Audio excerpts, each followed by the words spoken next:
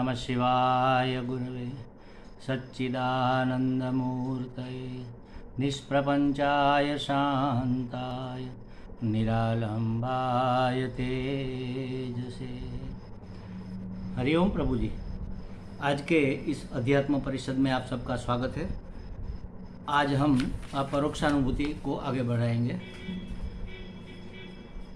चतुर्थ श्लोक से पहले पाठ करेंगे, फिर 10वां और 11वां श्लोक समझने का प्रयास करेंगे।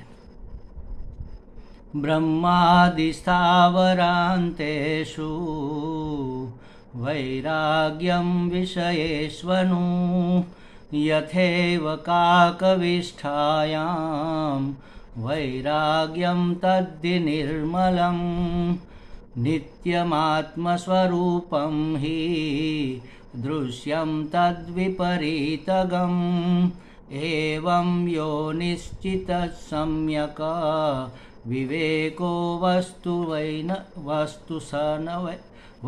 न स वै सदैव वासनात्यागः समोऽयमिति शब्दितः निग्रहो बाह्यवृत्तीनां दम इत्यभिधीयते विषयेभ्यः परावृत्ति परमोपरतिर्हि सा सहनं सर्वदुःखानां तितिक्षा सा शुभामता निगमाचार्यवाक्येषु भक्तिश्रद्धेति विश्रुता चितैकाग्र्यं तु संलक्ष्ये समाधानमिति स्मृतम् संसारबन्धनिर्मुक्तः कथं मे स्यात् कदा विधे इति या सुदृढा बुद्धिः वक्तव्या सा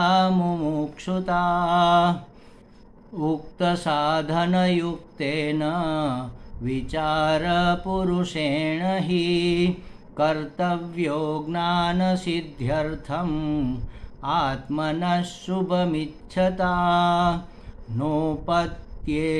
नोत्पद्यते विना ज्ञानं विचारेणान्यसाधनैः यथा पदार्थभानं हि प्रकाशेन विना क्वचित्। क्या कहा? श्लोक नंबर 4 से लेकर 8-9 तक साधन चतुष्टय की बात कही गई। अब तक चारों साधन के बारे में विस्तार से बताया गया, व्याख्या की गई। कौन से 4 साधन है? विवेक, वैराग्य, समाधि षटक संपत्ति और मुमुक्षुता। अब समाधि षटक संपत्ति में 6 चीजें आती है: सम, दम, उपरति, तितिक्षा, श्रद्धा और समाधान। ये 6 और बाकी के 3 कुल हुए 9। इन 9 में जो 9 से जो संपन्न हो जाता है, उसको संपादित कर लेता है, उसको कहेंगे साधन चतुष्टय संपन्न अधिकारी। वेदांत को सुनने का अधिकारी यही है। सुनने का माने समझने का। सुन तो कोई भी सकता है, समझता कौन है? तो सुन भी ले और सुना हुआ समझ में भी आ जाए, तभी तो वह आचरण में उतरेगा, तभी तो वह अपने जीवन में व्याप्त होगा। जब तक कोई ज्ञान हमारे व्यवहार में फलित नहीं होता, तब तक उस ज्ञान का लाभ हमें नहीं मिलता। और ज्ञान का बहुत बड़ा लाभ यह है कि वह अज्ञान को निवृत्त करता है।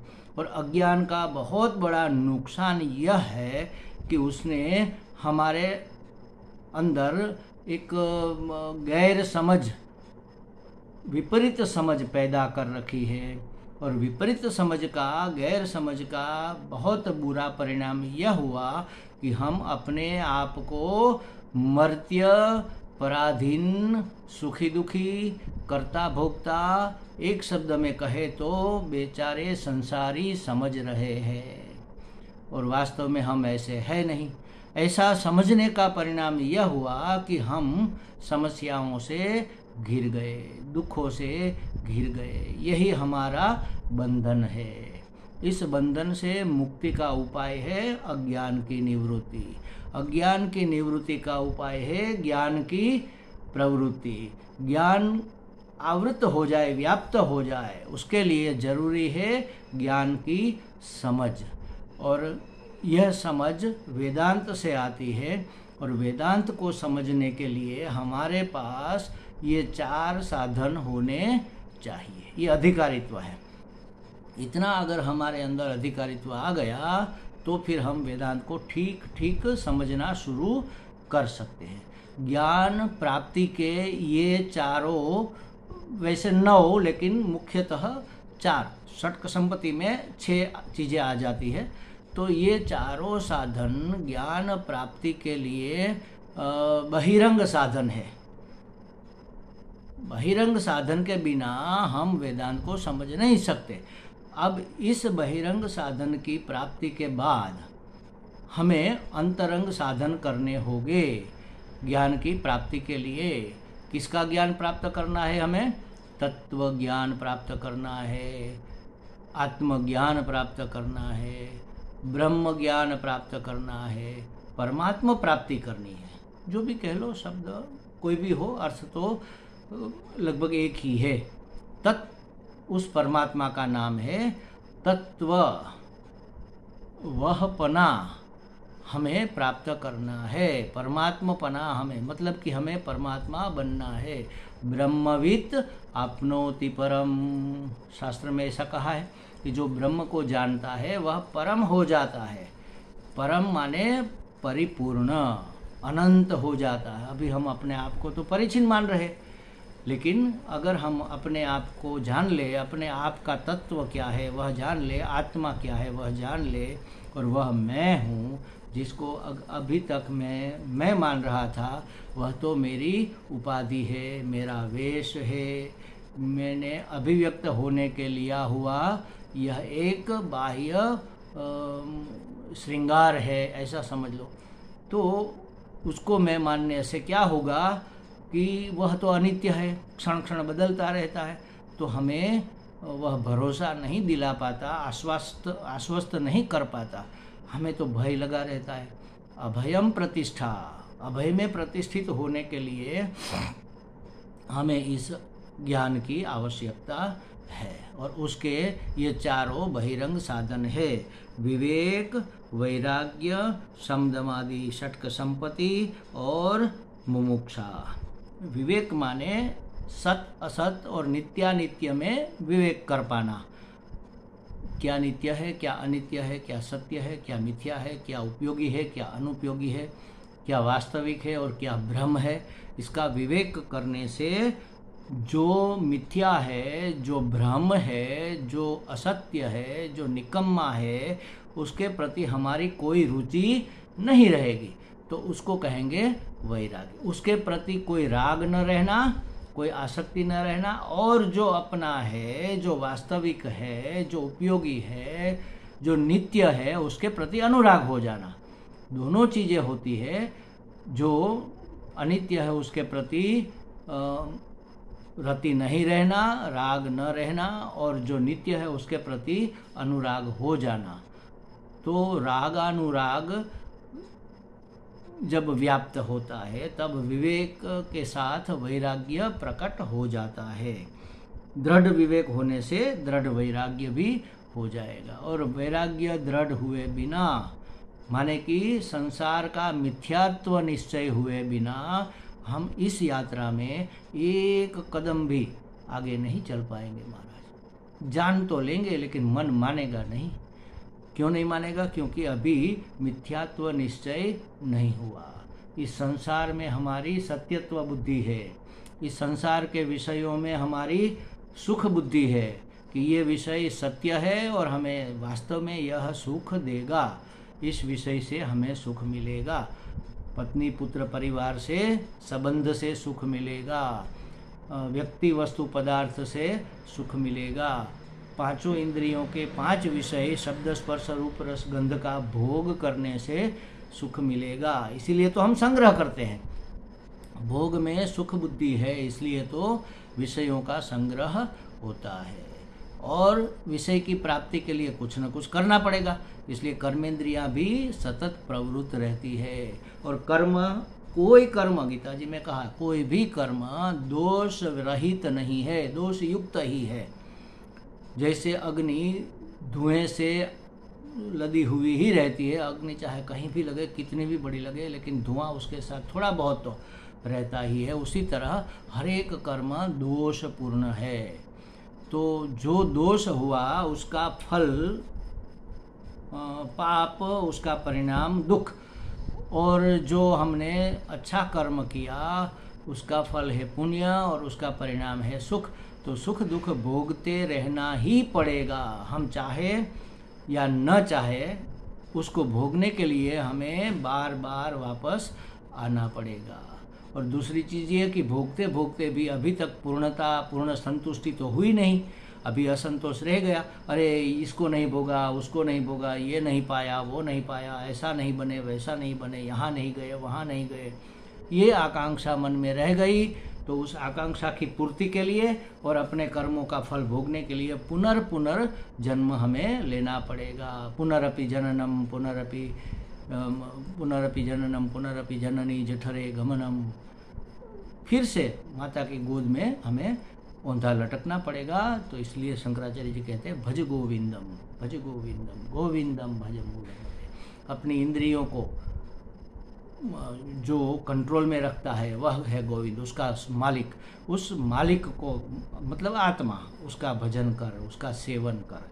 तो विवेक वैराग्य प्राप्त होते ही फिर धीरे धीरे शम दम आदि षटक संपत्ति भी हमें प्राप्त करनी चाहिए, होना शुरू हो जाएगा।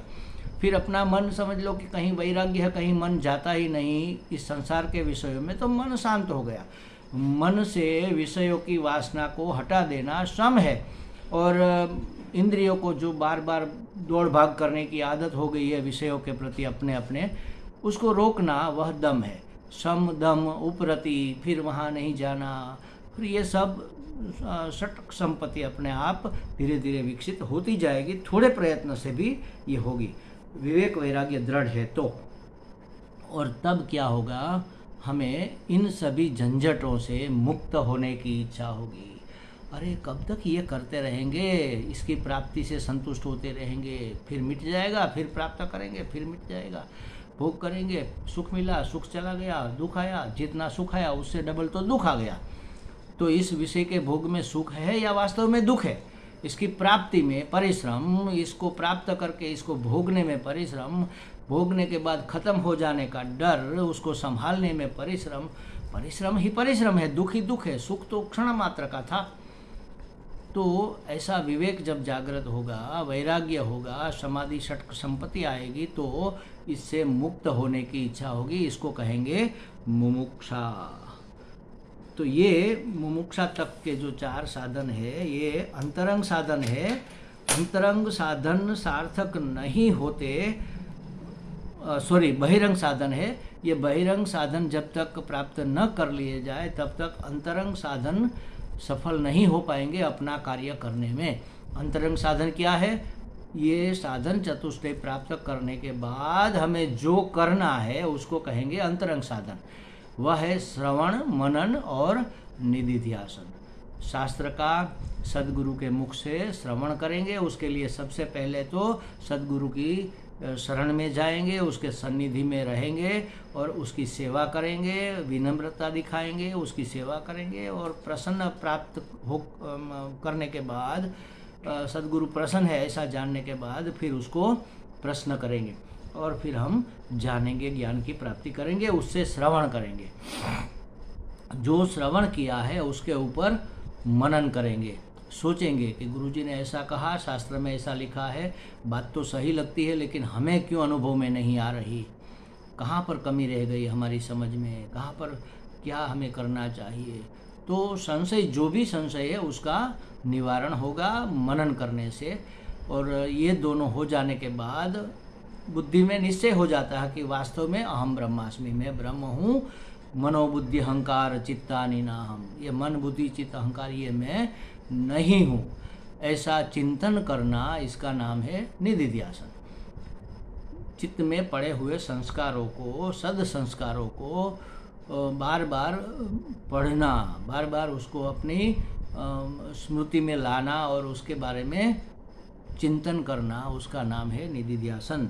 तो श्रवण मनन निदिध्यासन ये अंतरंग साधन है। बहिरंग साधनों से अंतःकरण शुद्ध होता है और अंतरंग साधनों से बातें समझ में आती है, जीवन में, व्यवहार में आती है। जो साधन कभी छूट जाए,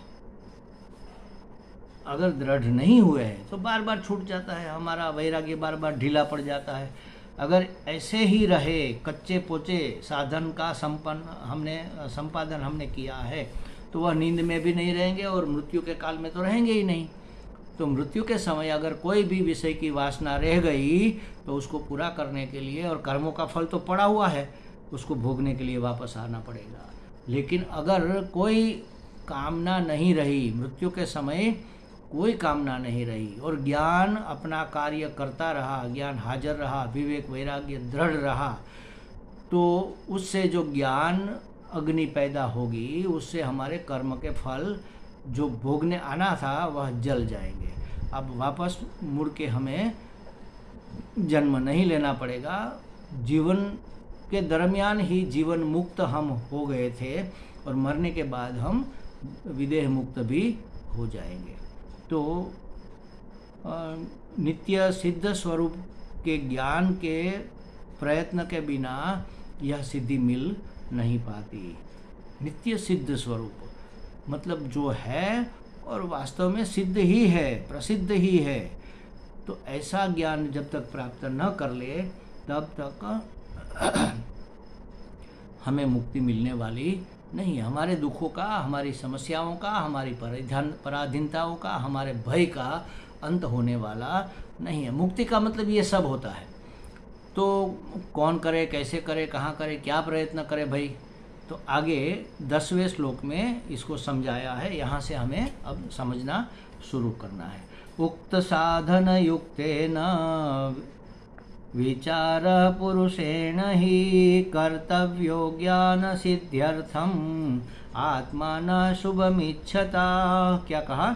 उक्त साधन युक्तेन, कहे गए साधन, उक्त पहले जो कहे गए मतलब साधन चतुष्टय, उक्त साधन कहे गए साधन चतुष्टय से संपन्न होकर आत्मनः शुभम इच्छता पुरुषेण, अपना कल्याण चाहने वाले पुरुष को ज्ञान सिद्ध्यर्थम, ज्ञान की सिद्धि के लिए, ज्ञान की प्राप्ति के लिए विचार ही कर्तव्य, विचार करना ही चाहिए और विचार ही करना चाहिए और कुछ नहीं करना चाहिए। तो देखो इसको जरा स्पष्ट समझ लेते हैं। कहे गए साधन चतुष्टय से संपन्न होकर, देखो संपन्न शब्द बहुत महत्वपूर्ण है। साधन चतुष्टय की प्राप्ति नहीं कहा, साधन चतुष्टय संपत्ति से संपन्न होना। हम कहते हैं ना, जिसके पास बहुत धन होता है तो हम कहते हैं ये तो संपन्न पुरुष है, सुख समृद्धि से संपन्न है। किसी के पास एक ढेला है वो भी धन है, और 1 लाख रुपये है वह भी धन है, और 1 करोड़ 1 अब्ज रुपये वो भी धन है। तो धनवान हम किसको कहेंगे? जिसके पास 100 रुपये है उसके पास धन तो है, लेकिन वह धनवान नहीं कहा जाएगा। बहुत सारा धन मतलब मोर देन इनफ, जरूरियात से भी ज़्यादा जिसके पास धन है और उस धन का वह उपयोग करता है, उसको हम धनवान कहेंगे। तो साधन चतुष्टय संपन्न, संपन्न हम किसको कहेंगे? कि साधन चतुष्टय जिसने अर्जित तो किए हैं लेकिन बहुत ज़्यादा मात्रा में अर्जित किए हैं और उसका वह उपयोग भी कर रहा है, माने विवेक हो रहा है। सतत कदम कदम पर, सांस सांस पर, क्षण क्षण में उसके अंतःकरण में विवेक होता रहता है कि यह कर्तव्य है और यह अकर्तव्य है, यह करणीय है और यह अकरणीय है, ऐसा होना चाहिए और ऐसा नहीं होना चाहिए, ये शुभ है और यह अशुभ है। कदम कदम पर विवेक चलता है और जो अशुभ है, जो निकम्मा है, जो अनित्य है, जो मिथ्या है, उसके प्रति उसका वैराग्य होता रहता है, वैराग्य दृढ़ होता है। तो ऐसे ही चारों साधन, चारों साधन जिसने संपन्न किए हैं, मतलब प्राप्त भी किए हैं और उसका उपयोग भी हो रहा है, ऐसा आत्मनः शुभम इच्छता पुरुष, ऐसा जो पुरुष अपना कल्याण चाहता है, आत्मनः माने अपना, अपना कल्याण चाहने वाले। देखो हम है, लेकिन हम अपना कल्याण चाहते भी है कि नहीं, ये अपने आप को पूछना चाहिए। अगर हम अपना कल्याण चाहते हैं और हम जान गए कि इसी में हमारा कल्याण है, तो जिसमें हमारा अकल्याण है वह कर्म छूट जाएगा। लेकिन हमसे तो छूट नहीं रहा, मतलब कि अभी हम अपने कल्याण को ठीक से समझे नहीं और उसको चाहते भी नहीं। चाहेंगे कब? जब समझेंगे तब चाहेंगे ना। जैसे समझो कि हम बाहर गांव से आ रहे हैं, हरिद्वार से आ रहे हैं, और रास्ते में ट्रेन में कुछ खराबी आ गई या पटरी में कुछ गड़बड़ है, तो ट्रेन रुक गई बीच में, जहाँ कोई गांव नहीं है, सिर्फ सूखे बंजर खेत है और कुछ नहीं है, पानी भी नहीं है, और रुकी रही 8-10 घंटा रुकी रही। अब हम परेशान हो गए, भूख भी लगी है, प्यास भी लगी है, अब क्या करें। और अचानक ट्रेन चल पड़ी, तो हमें थोड़ा आश्वासन मिला, चलो अब थोड़ी देर में पहुंच जाएंगे, फिर कुछ खा लेंगे। और पहुंचे घर पे आधे घंटे 1 घंटे के बाद, और घर पे पहुंचे तो रात के 12 बज गए थे। घर पर गए, दरवाज़ा खोला, माँ ने दरवाज़ा खोला। माँ को कहा कि माँ बहुत ज़्यादा भूख लगी है, हम स्नान बाद में करेंगे, पहले हाथ पांव धोकर थोड़ा भोजन कर लेते हैं, बहुत भूख लगी है। पहले तो थोड़ा पानी पिया, हाथ पांव धोए और भोजन करने बैठे। माँ ने कहा कि आज गणेश चतुर्थी है, तो हमने लड्डू बनाए थे और 2-4 बच गए हैं, वो तुम खा लो। माँ ने परोस दिए। हमें लड्डू तो बहुत ही पसंद थे, एक तो भूख, उसके ऊपर हमारी पसंदीदा वानगी हमें मिल गई, तो भूख और ज़्यादा तीव्र हो गई। हम जैसे ही एक कोर उठाकर मुंह में डालने वाले थे, तभी बहन कमरे से बाहर आ गई, अरे भैया मत खाना मत खाना मत खाना, उसमें जहर पड़ गया है। माँ ने कहा, अरे पगला गई है क्या, ये लड्डू तो हम सब ने खाए। लेकिन माँ हम सब ने खा लिए, उसके बाद आपने जब ये 3-4 लड्डू पतीले में रखे थे, मैं कुछ लेने गई तो ऊपर से वो जो जहर की चूहे मारने की दवाई थी वह शीशी गिर गई और इसके ऊपर गिरी, इसमें वह दवा चली गई है, इसमें जहर मिला हुआ है, हलाहल जहर है, आप बिल्कुल मत खाना। तो हम क्या करेंगे? अगर हम अपना कल्याण चाहते हैं, अपना बचाव चाहते हैं, तो उस लड्डू को खाएंगे क्या? हम क्या ये कहेंगे कि ठीक है चलो आगे नहीं खाएंगे, लेकिन जो उठाया एक कोर तो चख लेते हैं, लड्डू का स्वाद तो मिल जाएगा? नहीं, उस कोर को हम छोड़ नहीं देंगे, फेंक देंगे, और हाथ भी 2-3 बार साबुन से धो लेंगे। हमें अगर पता चल जाए और समझ में भी आ जाए, सिर्फ जान ले इतना ही नहीं, मान भी ले कि इसमें हमारा कल्याण है, तो हम कल्याण को चाहेंगे। अकल्याण को क्यों चाहेगा कोई? लेकिन हम अपना कल्याण सोच लेना, अभी चाहते हैं क्या? नहीं, हम जानते ही नहीं ना किसमें हमारा कल्याण है। इसीलिए तो विषय की दौड़ लगी हुई है। विषय भोग को प्राप्त करना, उसको भोगना और उसका संग्रह करना, ये भोग संग्रह की वृत्ति हम अपने कल्याण को नहीं समझ पा रहे हैं, बेवकूफ़ी कर रहे हैं, इसलिए चल रही है यह दौड़। तो कहते हैं कि अपना कल्याण चाहने वाले पुरुष को, यहाँ पुरुष को कहा माने स्त्री को नहीं, ऐसा नहीं है, यहाँ नर नारी की बात नहीं है। पुरुष माने पुरुषार्थ करने वाला, प्रयत्न करने वाला, प्रयत्नशील। महाराज ये कोई सामान्य चीज नहीं है, अच्छे अच्छे विरले इसमें निष्फल हो जाते हैं। ये बहुत बड़ा पुरुषार्थ है, इसको करने में बहुत बड़ा साहस चाहिए। ज्ञान प्राप्ति करके सबसे मुक्त हो जाना, माने कि सबको त्याग देना, ये कोई छोटी मोटी बात नहीं है महाराज। अपने विषयों के ऊपर, अपने विकारों के ऊपर अपना आधिपत्य जमाना, अपने मन का विजय करना, युद्ध को जो विजेता होता है ना, युद्ध का, उसको विजेता कहते हैं, वीर कहते हैं। जो युद्ध में लड़े और जीते उसको वीर कहेंगे। लेकिन जो अपने मन को जीत ले उसको परमवीर कहते हैं। परमवीर, महावीर, हनुमान जी जैसे महावीर थे, ऐसे महावीर।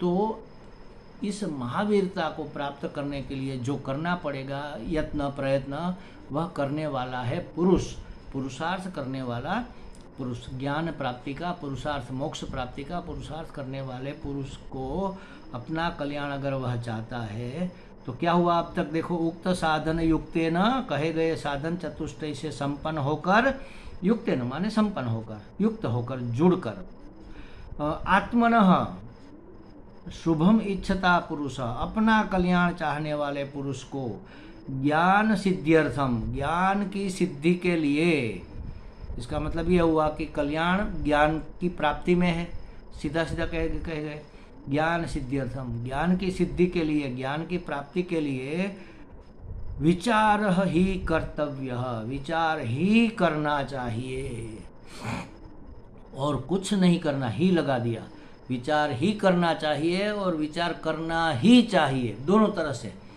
विचार करना ही चाहिए। विचारेंगे नहीं तो कभी उसको प्राप्त करने का हम प्रयत्न भी नहीं करेंगे, विचार ही करना चाहिए। क्यों विचार करना चाहिए? क्योंकि विचार, अविचार से यह सब झंझट हो गई है, तो अब विचार करके उसको सुलझाया जा सकता है। तो क्या विचार करना चाहिए, कैसे विचार करना चाहिए और कब तक कितना विचार करना चाहिए, इन सब बातों को जरा गौर से हमें समझना होगा और ये हम समझेंगे अगली बार।